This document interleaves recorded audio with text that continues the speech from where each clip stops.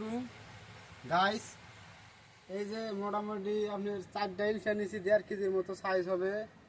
তাতে 200 টাকাতে নিয়েছি, তাতে আমার লস হবে না লাভ কি হবে, লাভ হবে একটু কমেন্টে জানাই। এই 4টা ইলিশা না? 4টা ইলিশা নিয়েছি। আচ্ছা, অনেক বড় বড় না? হ্যাঁ, ইলিশার সাইজ মোটামুটি ভালো আছে। হ্যাঁ, আজকে বাফা হবে। এটা তো 1 কিলো হবে। এটা এটা হ্যাঁ হ্যাঁ, এটা 3 পোয়া হবে। 3 পোয়া। হ্যাঁ, আর এগুলা? এগুলো 3 পোয়া করে হবে।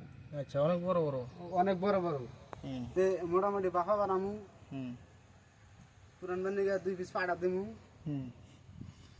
বুনজামের জন্য না? বুনজামের জন্য ওরা আশা করে রয়েছে। ওরা আশা করে ওভার বসে রয়েছে। মেয়ের পো আছে। হ্যাঁ, মেয়ের পো তো খুব মনে মনে খারাপ পাইছে যে আমরা এই ইলিশ মাছ গোনা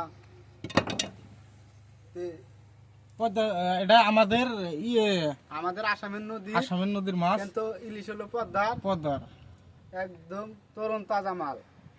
এখনই জাস্ট খালি জালে থেকে তুলে নিয়ে আসলাম। খালি তুলে নিয়ে আসলাম।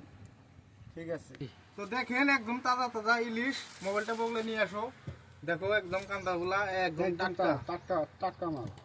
তো ভালো লাগলে লাইক কমেন্ট শেয়ার এবং ফলো করতে ভুলবেন না। আর ইলিশা যদি খাওয়ার ইচ্ছা থাকে আপনাদের আমাদের সাথে যোগাযোগ করবেন, আমরা আপনাদেরকে ইলিশা খাওয়াবো। ভাই হ্যালো হাই, এটা কতবার জন্য শুটকি দিয়ে রেখে দিব নাকি নোনা শুটকি বানা